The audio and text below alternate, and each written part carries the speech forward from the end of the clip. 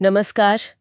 आज हम एक बड़ी दिलचस्प कहानी के कुछ हिस्सों पर बात करेंगे। दर हवेली का रहस्य। ये राजस्थान के भीलवाड़ा गांव की एक हवेली है। कहते हैं बड़ी वीरान, शापित है। हाँ, और नाम ही काफी है, दर हवेली मतलब डर। सुनने में आया है कि वहां रात में अजीब चीखें सुनाई देती हैं। बिल्कुल। और ये भी कि जो भी अंदर गया वो कभी लौट कर नहीं आया। हाँ, यही तो है जो ऐसी कहानियों को इतना डरावना और साथ ही खींचने वाला बनाता है। तो हमें जो कहानी के अंश मिले हैं उनसे समझने की कोशिश करते हैं। क्या ये सिर्फ गांव वालों की बातें हैं, अफवाहें हैं? या फिर वाकई में कुछ है वहां? हाँ, हमारा मकसद यही है कि इन हिस्सों को जोड़कर देखें कि कहानी क्या मोड़ लेती है। तो कहानी में जिक्र है एक नौजवान फोटोग्राफर का, आरव।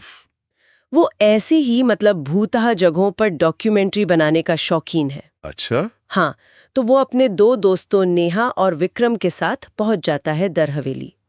गांव वाले मना करते हैं, कहते हैं वहां मुक्त आत्माएं हैं, लेकिन ये लोग नहीं मानते। आजकल के युवा एडवेंचर चाहिए, तो यहीं से असल कहानी शुरू होती है।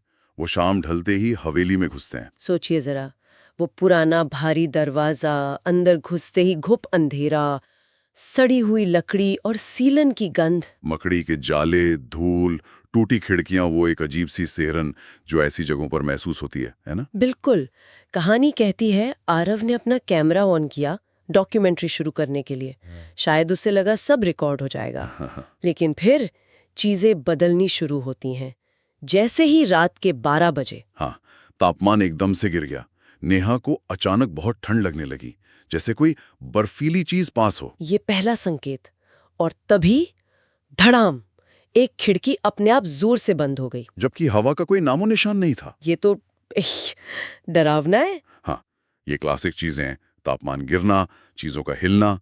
कहानीकार यहाँ डर धीरे धीरे बढ़ा रहा है, लेकिन फिर वो आवाज। ओह हाँ, एक फुसफुसाहट साफ सुनाई दी, चले जाओ, ये जगह तुम्हारी नहीं है। रोंगटे खड़े करने वाली बात है। और तभी आरव का कैमरा वो भी गड़बड़ करने लगा, अपने आप बंद होना, चालू होना। और फिर क्या देखा? दीवार पे जैसे ताजे खून से लिखा हो, मत लौटो। बाप रे, क्या हालत हुई होगी उन तीनों के। यकीनन, डर के मारे बुरा हाल। और इसी डर और घबराहट के बीच विक्रम को कुछ मिलता है, एक पुरानी सी अलमारी में। क्या? एक डायरी। देखो, अक्सर ऐसी कहानियों में कोई पुरानी डायरी, कोई खत, वही होता है जो अतीत का पर्दा हटाता है। सही कहा। तो इस डायरी में क्या था? हवेली का राज। बिल्कुल, उसमें लिखा था हवेली की बहू लक्ष्मी के बारे में। बेचारी की सास ने ही किसी तांत्रिक अनुष्ठान के लिए उसकी बलि दे दी थी। हे भगवान! हाँ, और उसकी आत्मा वो वहीं फंस गई, बदला लेना चाहती है और मुक्ति भी। डायरी में उसने जैसे लिखा था, मुझे जलाओ।